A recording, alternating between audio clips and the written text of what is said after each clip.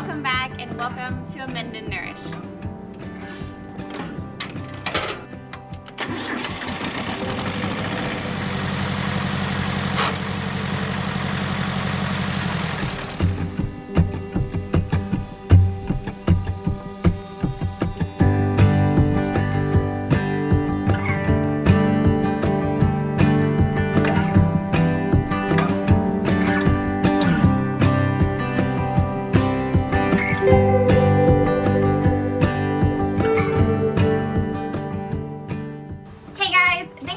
Joining me today. I picked up some more of my preferred seed starting soil. I do have some left over from last year's seed starting, however, they have been sitting in my greenhouse all fall and winter long, and it is quite possible that pests or bugs or even mold and mildew have made themselves a home in there. And I'd rather not risk starting my fragile seedlings in those types of conditions. But I will use it in other places on more mature or established plants, like in pots or even to freshen up the soil in my green stock. If you'd like to catch up or have missed out on our previous seed starting videos, I will link them for you in the description box below. Now let's jump into today's video.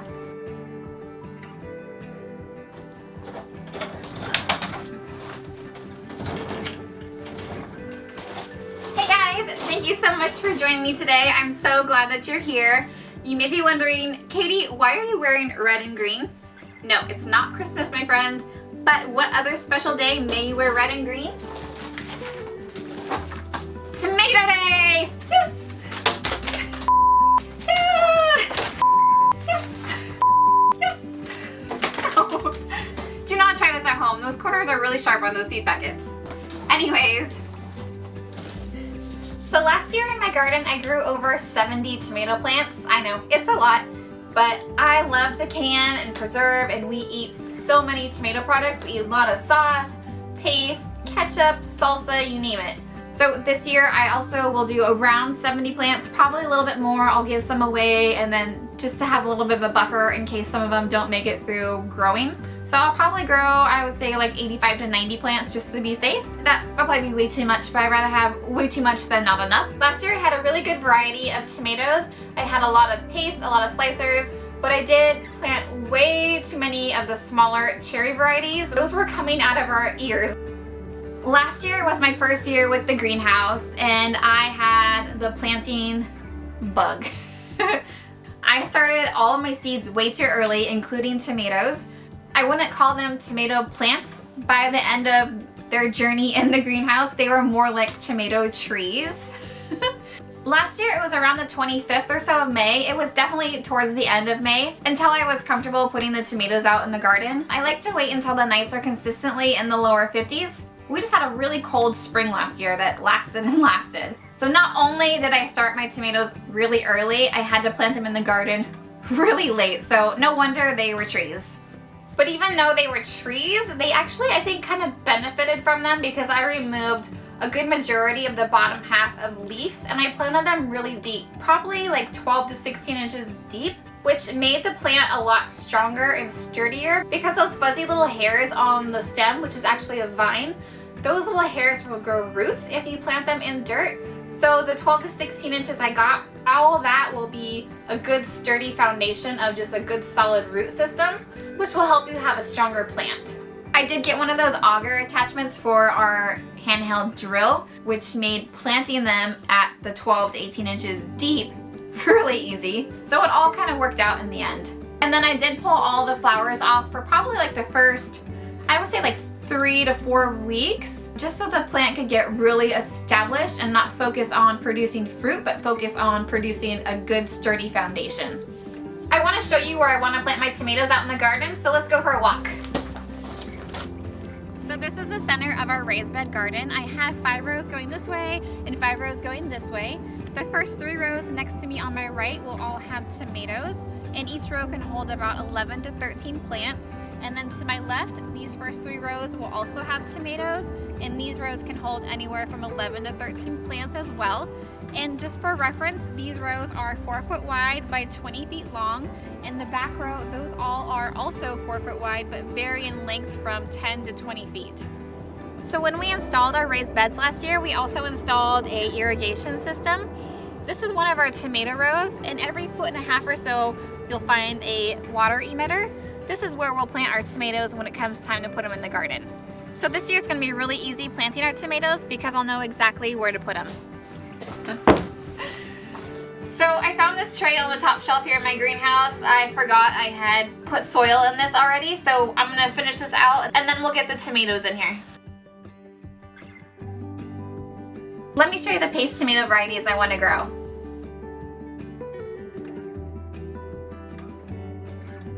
Next up is the slicers. Let me show you the varieties I have.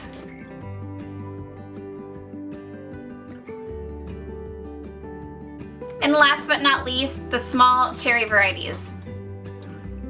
If you're looking for a new tomato slicer variety to try this year, I would highly recommend the Kellogg's Breakfast. This beautiful bright orange fruit is so juicy and delicious, making it perfect for any sandwich or burger. I purchased my seeds from Baker Creek and also Park Seed. The majority of my tomatoes this year will be the paste tomato varieties. Paste tomatoes have less water content and fewer seeds than the other types of tomatoes, so it's much easier and faster to cook down into a concentrated paste or sauce. Paste tomatoes are also preferred for sun-dried tomatoes for the same reason. Okay, you guys, didn't I say I was only going to do one tray of tomatoes? I guess I lied. I think it's that gardening doubt. Every year I get this. When I first plant my seeds, I always doubt myself, and I think that every single seed that I plant is not going to germinate, or they will germinate and then they're going to die, or they're going to get really leggy, or something's going to happen to them and I won't have any plants to put in my garden. Which, that never happens. I always have an abundance, a surplus amount of plants, and I'm never disappointed, but I always have that little bit of doubt. I'm going to call it gardening doubt. And I'm sure I will be overwhelmed with tomatoes, but I'd rather be overwhelmed than underwhelmed. The big question, what's a determinate versus a indeterminate tomato plant? Determinate tomatoes are mostly your paste varieties. They grow up to a determined height, usually around 5 foot, and are more bush-like, needing minimal support, which makes them perfect for smaller gardens or planting in pots. Their fruit is typically an elongated plum-like shape. They are more manageable and require less maintenance, and you don't need to prune them. If you do, you're likely going to be pruning away your potential tomatoes from that plant. Some examples of a determinate tomato are San Marzanos, Romas, and Amish paste. Unlike your indeterminate tomato plant, they are actually a vine and will keep growing, sometimes up to 8 to 10 feet tall, and they will need to have some sort of support like a tomato cage or trellis, otherwise they will grow like a vine on the ground. They also produce flowers and fruit all season long, until you get your first freeze. Granted, they stay healthy. They do need to be pruned. Pruning to 1 or 2 main stalks, removing as many suckers as you can keep up with, which is a lot. If you leave them unpruned, you can expect less fruit and the tomatoes will be smaller in size. So the plant's energy is going towards growing new growth versus growing actual fruit. I can go into more detail about pruning your tomatoes when we start planting them in the garden. Some examples of indeterminate tomatoes are cherry tomato varieties, your slicer tomatoes like Cherokee Purple, beefsteaks, and my new favorite, Kellogg's Breakfast.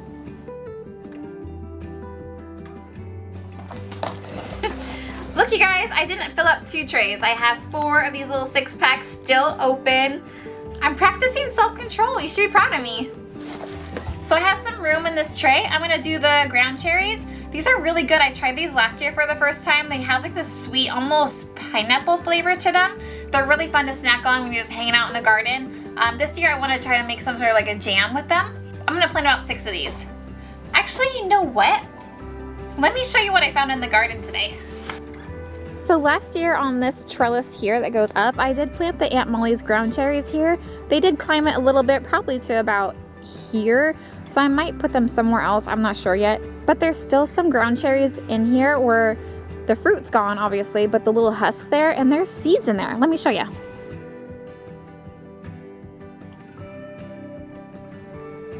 Obviously these aren't dry. They've been getting rained on and snowed on and frozen for the last 6 months. So let's just throw them in some soil and kind of just see what happens. I'm going to do a couple out of the seed packet as well, just to make sure we get a couple germinating. Those should work though, I don't know, we'll see.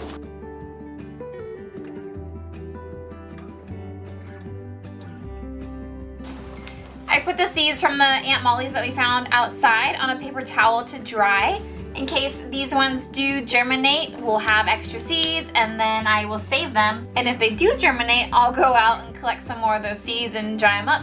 So my tomato seeds will get top priority on the heating mat, and right now my heat mat is full, so we will need to go over there and start kicking some plants off. And while we're over there, I want to show you all the new seedlings that we have. So we have all sorts of dill coming up. These actually popped up within, I think it was 4 or 5 days. So it looks like we got a couple strawberry blonde calendulas and 1 orange button. Looks like all of our Genovese basil besides 1 cell there. We got 5 of the purple ball basil. So here we have California Wonders popping up. Still got some more serranos. The jalapeno early. Over here we have lots of Craig's Grande jalapenos. 1 little Sugar Rush peach. More pepperoncinis. Some yellow monster. I did it. I bought a thermostat for my heating mat. The other day when it was 90, the heating mat was like up to 100. Which it has this little probe, it goes right into the soil and it reads the temperature of the soil and it shuts it off when it gets too hot. So we got the purple cauliflower is sprouting. All of the lettuces are sprouting besides the old Paris Island and the iceberg. So everything in this tray is sprouting besides the early snowball cauliflower. But we have the 2 varieties of broccoli, all 3 cabbages, and the bok choy. So what I think I'm going to do is move these 2 trays of herbs off of here. I do have 1 little 10-inch heating mat that I don't have a thermostat for, so I'll just plug that one in and keep an eye on it. But I will put this tray with the basil on that, but I'll leave this dedicated to peppers and tomatoes only.